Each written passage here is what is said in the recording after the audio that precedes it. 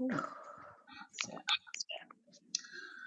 are now live on YouTube. So hi everyone, and thanks ever so much for dialing in today. Hello.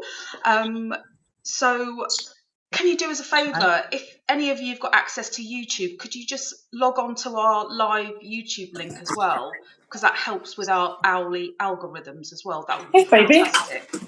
What's your confession, my darling? Can everyone keep their own screens on mute as well? Because Jane's just popped up. Jane. Hello, Jane. Jane. Come in. Guys, as you're coming in, can you keep your keep everything on mute? You didn't wash your bike? Because the shop I need to buy a cleaner product to get all that shit on there. And it's shut. Is there a way I can mute it? I did the tyre pressures, which was the main thing. Guys, can you keep everything on mute, and then please? the drive back is just like...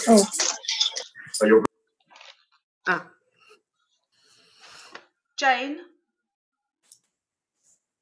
All I can see is Jane on that main screen.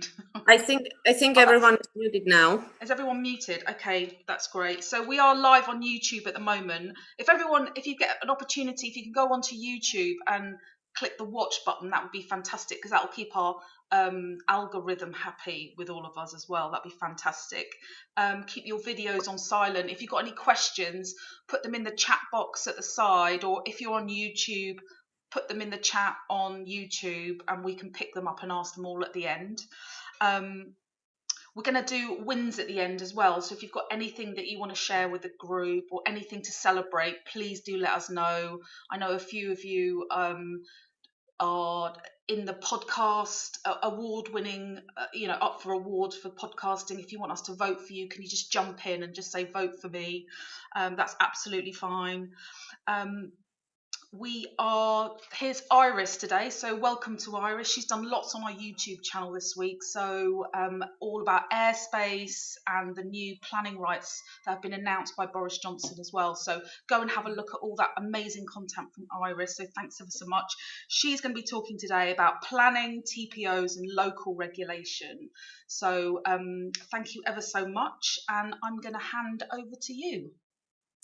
Hello, everyone. As Ruth said, I'm Iris. I'm a senior architect and I specialize in residential architecture. And today I thought we could talk a bit about what are the first steps to do a desktop study on any property. So the minute you are interested in a property, what are the websites you can visit to gather all the information needed to decide if it's worth a visit or not. So I'm going to share my screen. The first step obviously is go to Google Maps, get a feel of the area. If you don't already know it, put in the address. And usually I like to walk up and down the street a bit, get a better feel of what the properties are like, even the street. And then I usually go to Rightmove or Zoopla and get the first bit of information. So here we have a property that I'm working on.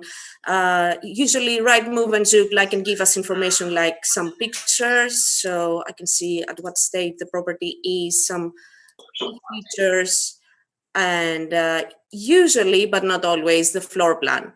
These floor plans are real estate floor plans, so they are not really detailed. I have seen many times we have great differences in size. You've got to be semi-detached. Don't blame me if I put it where it was. I'm not interested. I'm listening. Can everybody mute, please? Thank you. So this is the general information that many property developers can access. And now we will talk about what are the next steps, what more you can find out. So the first thing is look at the area. This is in Tootingbeck, and find the council website. So Tootingbeck is in Wandsworth, and this is the planning website. You can usually Google the council name and planning, and it will bring up the website. Here you can search a property by the address or application number. You will probably not have one. So there are 3 three ways to find a property: the Planning Explorer, search by address, or search on a map. So we will see all of these. When you search by Planning Explorer, this is the site. So usually all councils have the same format. So I'm using Wandsworth as an example, but this is the same for all councils usually. There are a number of ways you can search. You can even search by application type. So if you have something specific in mind that you want to do and you want to see in the area what other similar applications there are, you can search by type. By street name, there are many fields here that you can search by. Usually I go by address. So I put in the address, the number and the postcode, and that brings up the address. So if I click on this, I get to have all the planning history of the site. This particular site, I can see the first number here and here indicates the year the planning application was submitted. So I can see that in 1975, it was converted into 2 self-contained flats. And I can see here that it was approved. Then in 2012, we had a demolition of a conservatory and erection of single-story extension and mansard roof with 2 dormers. So I might think that what I could achieve under PD has already been done, but there are a number of things I can also do to add footprint and value to this property. So I keep investigating, if you will. The next way to search is by map. So this is the map search of all planning councils websites. Sorry.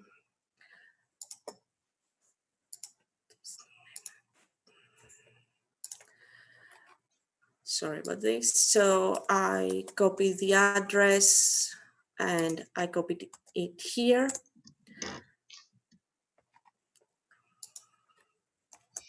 It should work. Sometimes websites take a bit of time to actually generate the information. So,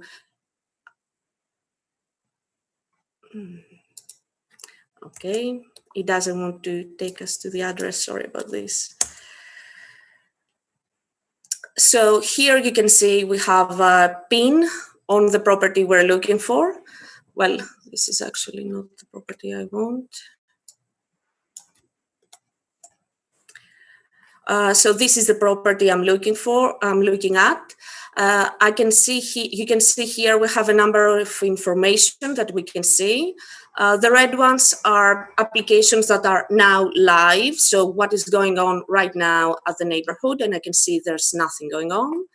The yellow bits are applications that have already been decided. So you can see here that obviously my property, as we have seen in the previous tab, has a planning history. And if you click on this, you can see all the applications. And by link to details, it will take you to the actual application. And then I also like to look at the neighborhood. So I can see down the road, there are a number of applications, and I usually go about and see what has been approved. And that gets me a feel of what planners are favorable of. And when I see applications that have been refused, I can see what planners do not generally like. So I can have a feel of what I can achieve with this property or not. When I click in an application, I get a page like that. It has all sorts of information, but what I'm really looking for is this, the associated documents. This takes me to another page again. Remember, this is a process, and I'm looking for the drawings. The difference with the real estate drawings is that these are really detailed drawings. These are accurate drawings. I can have elevations and sections and all the information about this property. So you can see here, I have the full elevations back and forth. I have a better feel of the loft height, for example, whereas from Google Maps and real estate agents, you may not have a good feel if you can achieve another floor in there. and this is the existing, I should go to proposed, and the proposed plans have usually dimensions, so I know exactly how big these rooms are, and in my mind I can understand how I can convert them and change them. So these are the plans, and this is a section. So in this one, as I said, they have converted the loft, but if they hadn't, I would be able to understand from the height if I can get a room there or not. So I find this very useful.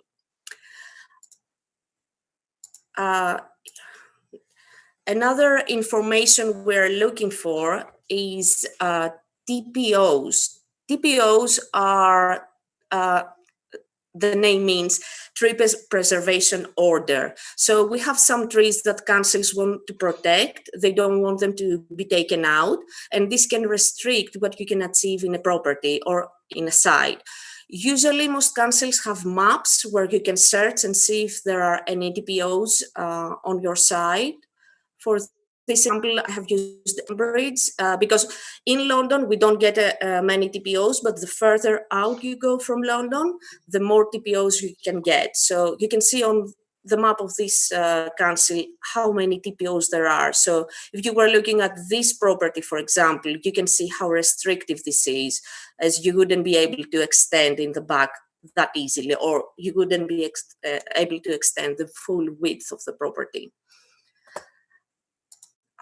Hopefully that's easy.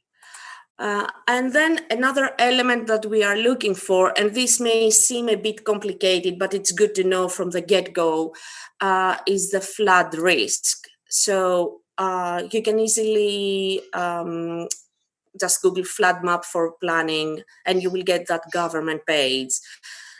Here, you just put in the postcode of the property you're looking at, and you get a map and you can see the flood risk.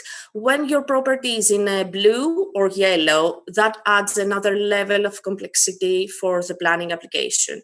It means you will need to do a flood risk assessment. That's another cost on top of your cost. And the dark blue has some complexity in construction. So you have to be aware of that, and it's good to know if your property is in one of these areas. So hopefully this is straightforward up to now. This is the first steps we do when we look at the property and see what we can get. I find interesting in the map you can see the building line, so you can get a feel of if you can extend or not, and how the planners look at the area and what they're willing to approve or not. So this could be part one of our presentation.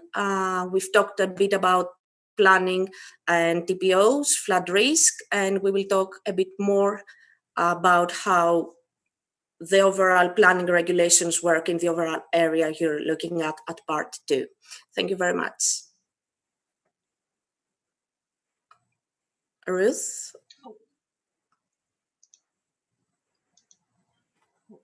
Sorry, hi. No. So we're just going to go on to part two now, because we're just putting the content down, just so that everyone knows that. I don't think I mentioned that right at the beginning. So yeah, sorry, I thought you would talk a bit in the middle. Sorry. So now I'm just going to introduce. This is part two now. Iris is going to continue through and take us through some really valuable content on what to search for when looking for properties. Over to you. Okay, thank you. Hi, I'm Iris. As you've seen in part one, we've talked a bit about how you can search in planning websites to look for information about the property you're interested in. We talked about TPOs and flood risk, and now we're going to get a better view on how councils see the overall areas and what they like to see from you when it comes to extensions. So this is a big part of the work I do as an architect. So let's take Wandsworth. The next step after I have gathered all the information in part one would be to search for the supplementary planning documents and guidance, SPD or SPG. So you can just simply Google Wandsworth SPD and this website will come up.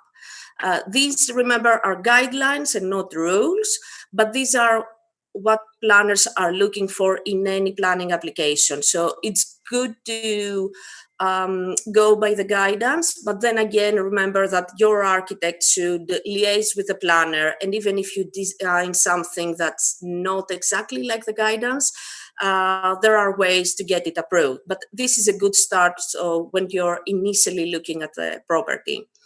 So scrolling down, you can see here all the SPDs of Wandsworth. So we are interested in this one, in the housing SPD. This is what it looks like. It's a simple PDF. And when you scroll down, so I'm interested to do an extension. So you can see here the relevant link. And we are lucky because in this one, it's only 3 paragraphs. It's really straightforward, whereas there are other councils that have more guidance. So when you work in an area, after a while, you get accustomed to what the planners are looking for. But when you first do it, I would advise to really read at all this in great detail. And if you have any question, ask any architect to help you understand a bit better the bits and bobs. So I'm also showing you the Elmbridge SPD, as I find this is a bit more detailed. There are many more guidelines. And you can see here we have 3 main SPDs, the design and character of Elmbridge, and home extensions. And then they even have SPDs for each area in Elmbridge. So there's a lot of reading if you're looking at the property in Elmbridge. So if we start with the first SPD, the design and character, I have it open here. This is a lengthy document. You can see it's 79 pages, but it gives you a really good idea of what you can achieve. So I really like this example because it has this big plot. You can see you could do a really big development here, even 15 units or even more, depending on how you design it. So as a property developer, you may look at this and think, this is great.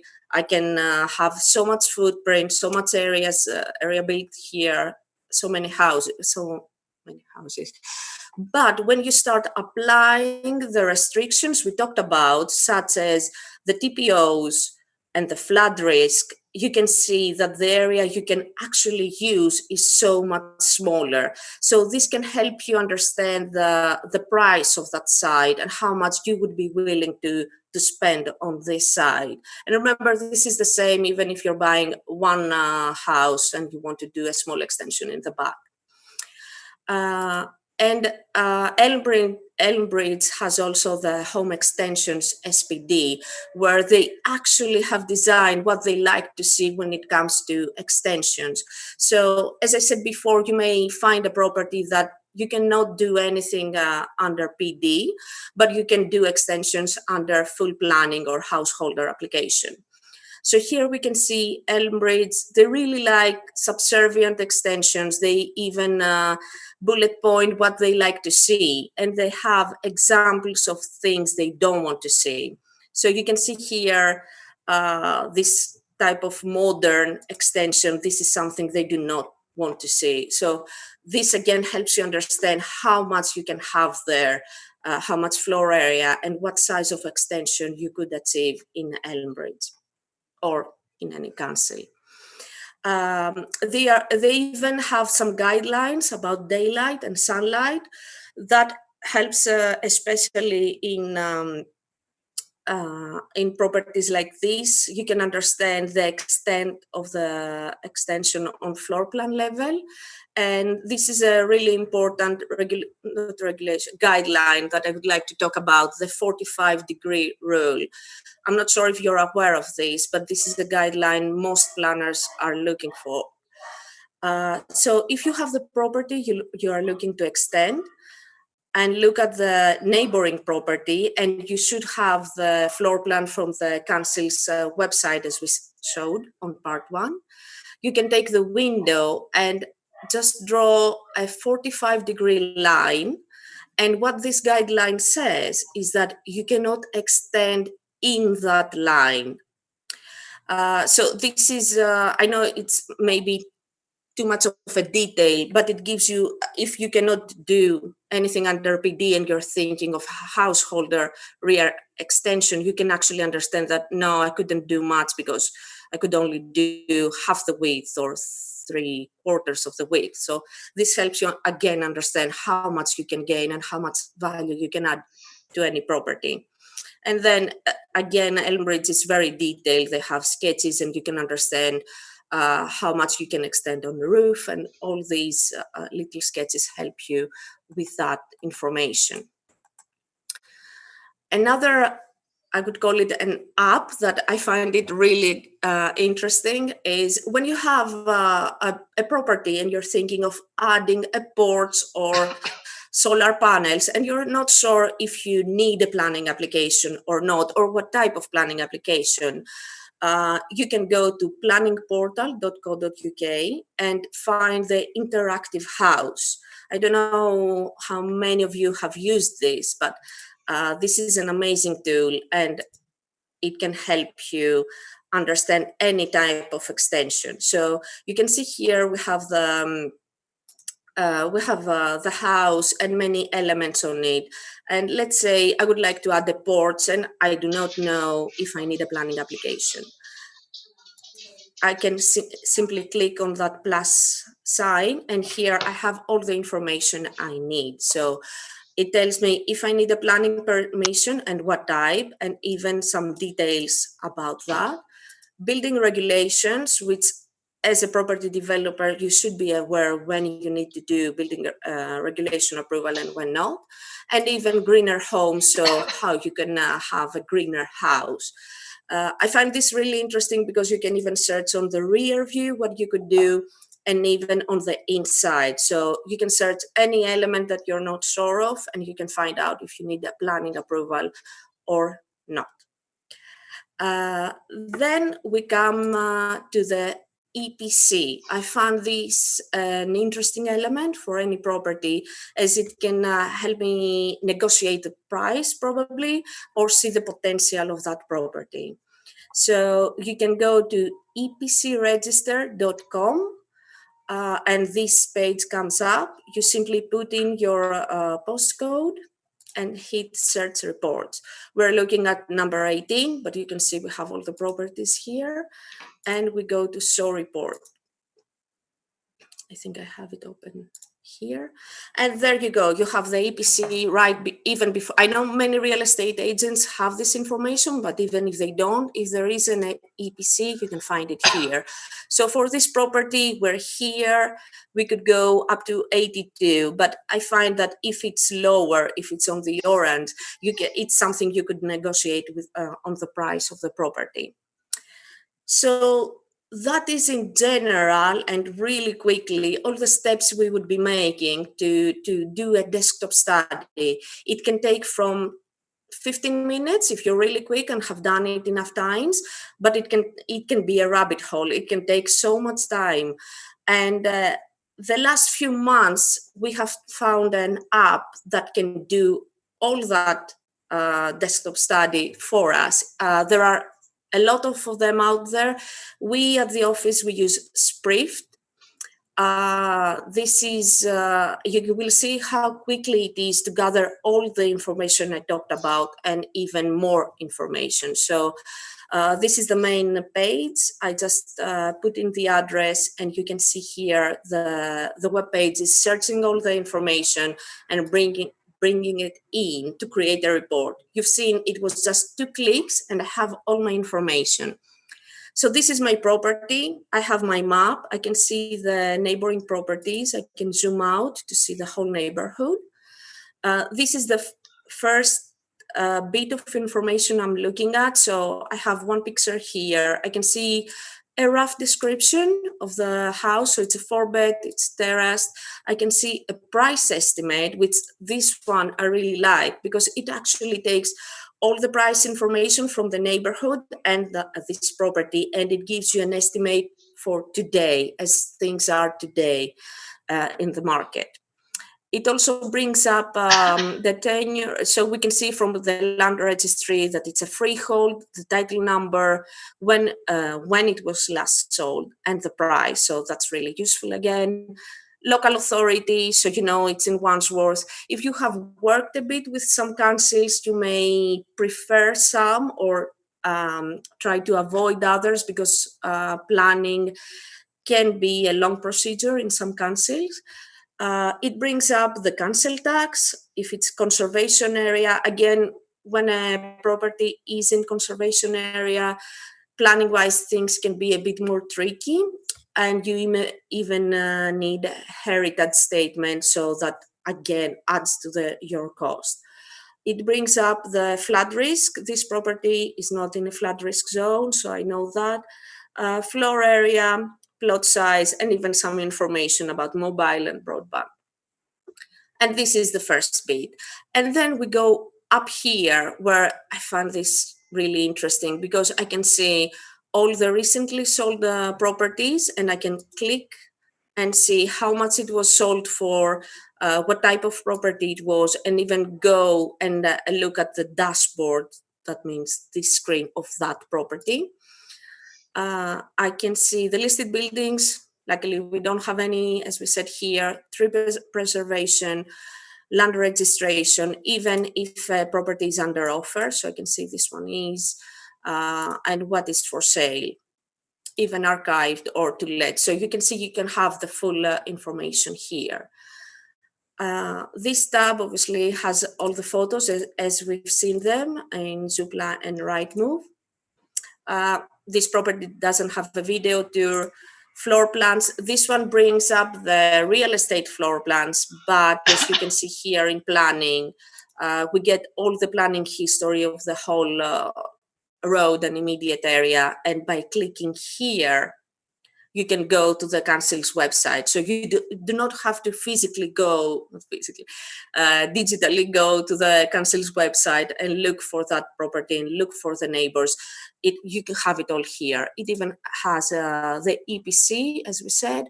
And I know each click of these only take like a couple of minutes, but if you add all this information, you've seen it, it has taken me more than 20 minutes to find all these. And last but not least, it has some market data that it's really useful. We can see prices for similar properties, if they have gone up or down in the years, and it gives us a good feel about the property. I think that's about it. I don't know if you have any questions. There's a few questions on YouTube. Yeah, so the first one is someone was interested about all the web links and steps that you were going through, and the answer to that is that Iris is very kindly going to put them together for the little sisters anyway, so we can make that available to everyone in the big group as well. So I think that'll take about a week or so for you to put that together.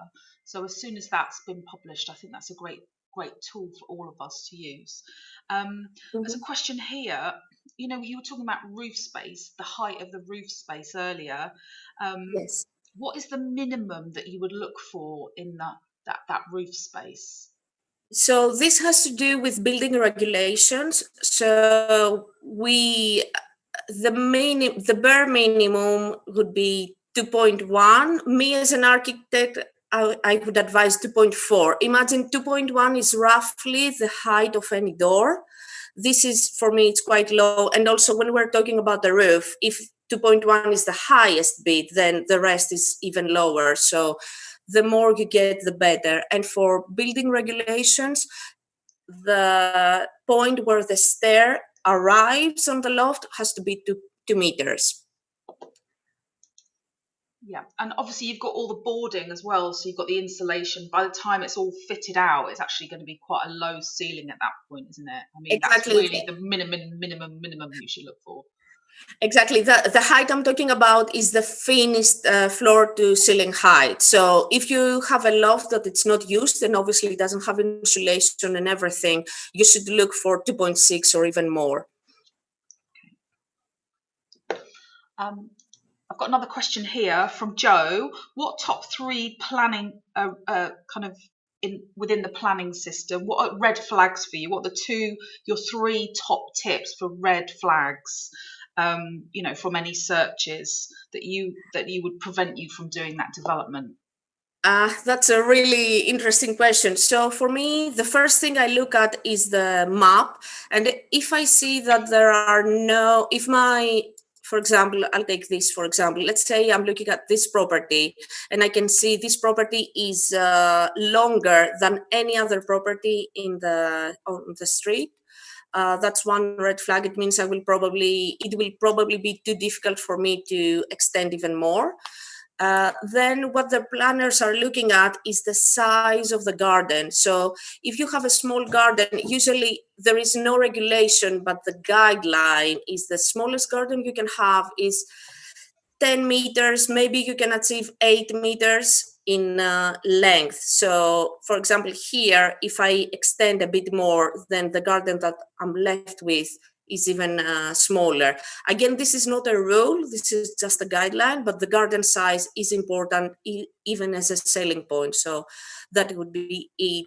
And then the third red flag for me is that if on that property there have already been a number of applications and most of them have been refused, that means that the planners already know the planning history and they will not be happy with that property being extended. Are there any other questions from anyone else? Any other questions? Anything in the chat I've missed? I don't think so. No? Okay. That was really fantastic presentation. I mean, I personally have learnt loads from that. So I'm looking forward to getting those step-by-steps. There's another couple of messages saying, can we email them out? No, but you can come. We'll announce where they're going to be, but I don't think we'll email them out to everyone. But yeah, we're just coming onto this now with Little Sisters, but we are launching Little Sisters this afternoon at 12 noon, and they're going to have a collection of loads of information that we're going to gradually build up over time. So all that information will go to the Little Sisters database, and it might be a good suggestion to let everyone have access to that who is part of Property Sisters. So yeah, fantastic. Sorry to interrupt you, Ruth, here. I would like to say that I'm happy for any property sister to send me a question. I'm happy to help. If you find it difficult, some councils, their websites are really slow, are really complicated to find information. So I'm happy to answer any question. That's great. We'll put your email address into the YouTube web chat, and then you can go and pick it up from there. I was just going to hand over to Helen because she wanted to talk just really quickly about Little Sisters just before we go on to wins of the week, if that's okay. Helen, are you there? I am indeed. Hi, everybody. Happy weekend. So today is the day that so many of us have been waiting for, and I honestly am really genuinely excited about this. We have talked about this for so long, how can we kind of replicate them? I'm just looking at all these amazing happy faces smiling back at me here. How can we replicate that, but for people who are kind of much earlier on in the journey? We know between us there's always somebody that's got an answer, or there's always somebody, I don't know, we can put you in touch with so-and-so.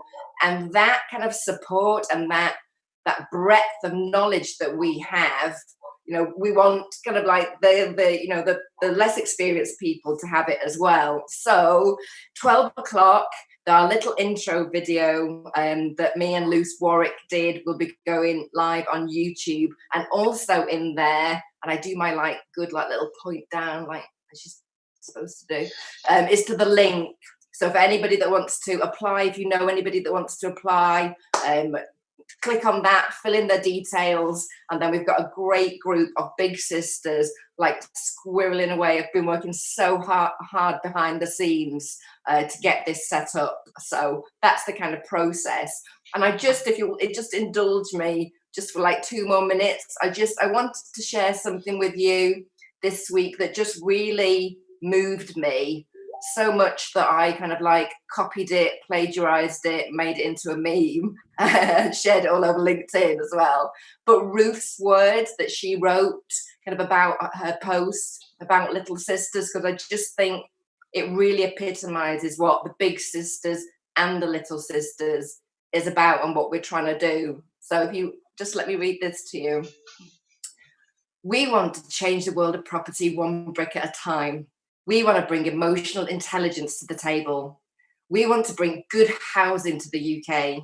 We want to do right by people and pay our investors back always. We want to think about mental health in the way people live. We want to create safe living environments for tenants and owners to enjoy. It's not just about the money. It's about being able to live a life where you do good. We are property sisters. We do things differently. Yay! Yay, everyone's clapping. I love that. I just think they're really, Ruth, as as a lot of us do, speaks very much from the heart, and that's what it's about, and that's what we're trying to create for, kind of the people at the beginning of their journey too. So please share. Anybody else, might be interested that that would be lovely. And now it's my favourite part, wins of the week. Wins of the week, people. So who's going to go first? Who's going to go first for the wins? Oh, actually, I've got a win. I was like, oh my God, I actually have a win this week. We have exchanged on some land in East London, and we're doing our first, my first land planning deal, a little infill site with the amazing, it's an all-girl team. Me, Sarah Nasrallah, the developer, and Remy Connolly Taylor, the amazing architect, the ladies that set up Kit. And yeah, I'm super excited about that. So I celebrated big time yesterday, so I'm a little bit hungover today. Fantastic. That's fantastic. Well done, you. Come on, guys. Who's got to win? Who's got to win? Well, I'll go because you've already lined it up and said we've been lined up for podcast awards. So shoehorning in another shameless plug. Not just me. I'm going to hand over to Amy afterwards because she's totally in the running. So Property Jam podcast is up for Listener's Choice Award. So I know I totally hacked the WhatsApp group with a request for you to show your support and vote. So if you could, that would be amazing. It is a shot in the dark, not gonna lie, but you've got to be in it to win it, right? So show your love, and I'm going to hand over to Amy so she can do an equally shameless plug. Amy, go. Thanks, Joe. Yes, so Focus on Why. You can vote for as many podcasts as you like in this category because it is the listener's choice. So vote for Joe's, vote for me, vote for Focus on Why, and listen to all the property sisters that have already been on the podcast. They are amazing, and there's more to come. That's the great thing about this group, that it's absolutely designed for you to go in and plug. I mean, if we can't help each other, then we're not going to help anyone, right? So please, if you do have a plug or anything like that, you're more than welcome to jump in. So wins or plugs, go for it. Anyone else? Can I say something, Ruth? I've got an expat tax webinar. It's the first one that I am hosting jointly with tax advisors, which is next week, Wednesday, 3:00 London time, but it's obviously different times all around the world. And I've got 100 limit on it. And when I first set it up, I was really worried that I might only get a handful of people. That's why I wanted the webinar, so it hides the number of people on it. And I've already got 60 signed up, which I'm absolutely blown away by. So I'm really, really pleased. So people from the UAE, Indonesia, Singapore. So if anybody's got any expats that want to sign up, can ask questions live, that would be brilliant. That's fantastic. Well done. That's a really good result there, Louise. Anyone else? I've got a win, if I can share. So I've got 2 wins, actually. So one of them is I had a massive money day on Thursday, which was amazing. So on Thursday, we've been struggling a little bit on our HMO site in Birmingham to get the communication right between the lender. It's got development finance. It's the first time we've used this lender, and the builder, the way they each show and use information is completely different. So we've had really a few difficult weeks of trying to get the right balance of information and share who needs what. But we got our first payment out from this lender on the Thursday, which was a massive, 40-something K dropped in the bank account for the first tranche of development, which was very much needed in the cash flow. So that was brilliant.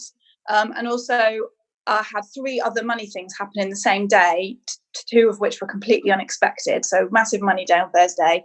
And then the other one was yesterday. We've had a little bit of a delay on our Warwick flip / our short-term home in the build of that, because we need to extend, and the extension's been stopping the rest of the work happening. And we needed to wait for a party wall consent signature from our next door neighbour, who dragged her heels for ridiculous personal reasons. But yesterday she signed it, so now we can carry on. So the delay to us moving in isn't quite as an extended delay as it could have been. So that's my 2 wins. Oh, congratulations, Jess. That's massive. Thank you. We've got another win. We must have more wins. Win. Am I able to go, Ruth? Oh, sorry. Yes. Oh my God. We had the mortgage offer for our second HMO deal that we've got in the pipeline come through, and that's in a record about 2.5 weeks. So between application, valuation went in almost the next week, and we got the offer the week after. So that's the fastest mortgage approval I've ever received, ever. They usually take months. So I'm really, really happy that that's come through. So that's one hurdle. So just to crack on with the legals now. And I think my second, I wouldn't call it a little win, but I had a chat with Karen earlier this week. We just connected on LinkedIn and I had a chat. And it wasn't something I probably gave a lot of thought, because I've never used investor funds before. But I've made a start on my investor pack. I've got no idea what else to put in it, but at least it's a start. And I think that was, I don't know why I've been putting it off for so long, but I think just making the start and getting into the next level, I think is really exciting. So yeah, they're my 2 wins for the week. That's fantastic. Well done, Sarah. And I think the investor packs is a really interesting kind of topic we should probably do for a Saturday brunch, just for 15-minute slot, because I think there's some easy wins that you can put in there. So let's schedule that in for a 15-minute slot. More guys, anyone else? Anyone else? Okay, I think that's probably it then, isn't it? And we're in 15 minutes time. I've got. Oh, hello. Go for it. Yep. Hello, Dorothy here. Hi.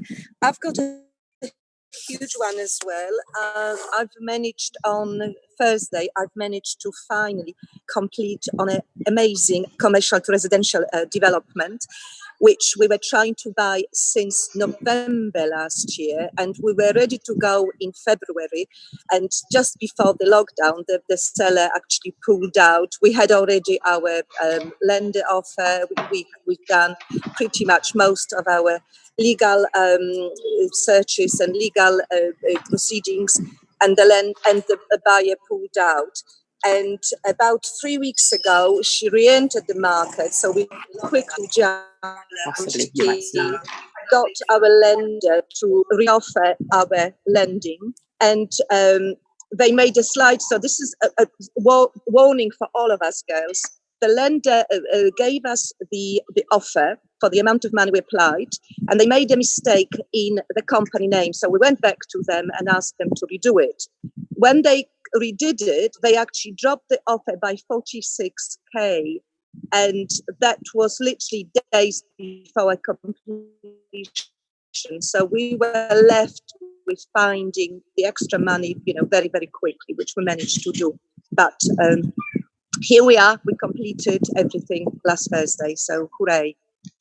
Congratulations, Dorothy. That's brilliant. Really, really good, especially in these kind of trying post-COVID times. And also Sarah's win with her 2-week mortgage offer is fantastic. So well done on that.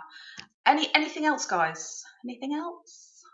Yes, just want to jump in to say that for those of you that are interested in investor packs, Antoine and myself will be presenting tomorrow at the Great Property Meet. It will be streamed live to YouTube.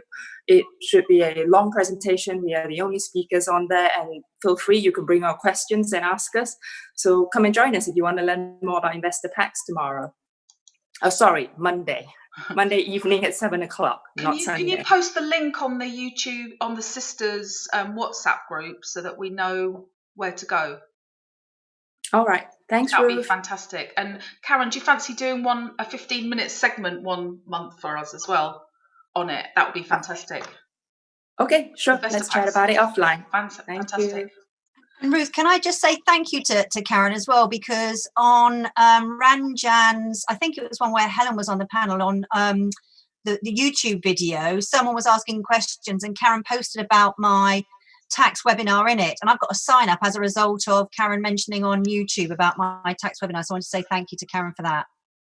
That's a really good example of property sisters in action. And I've noticed quite a lot of people jumping on people's posts and it getting boosted and more kind of engagement and deals and everything. And that's brilliant how the network is starting all to work together. We really encourage that. Anything else, guys? I think it was just to say thanks ever so much to Iris for everything she's done this week. So a big thank you to that. And to remember that it's a 3-minute video we're launching at 12 noon today. The girls have worked really hard on everything. So if you could turn your notifications on at 12 o'clock, which is only in a few minutes, 10 minutes, and watch and kind of make comments or whatever, we'd really, really love that. So that was it, guys. So thanks, everyone. Just a reminder to everyone as well that these are going to turn into monthlies now, not weeklies anymore. So everyone can have their Saturdays back. It's going to be the first Saturday in every month. So, and we'll have shorter kind of 15 or 30-minute slots. We'll have a longer session.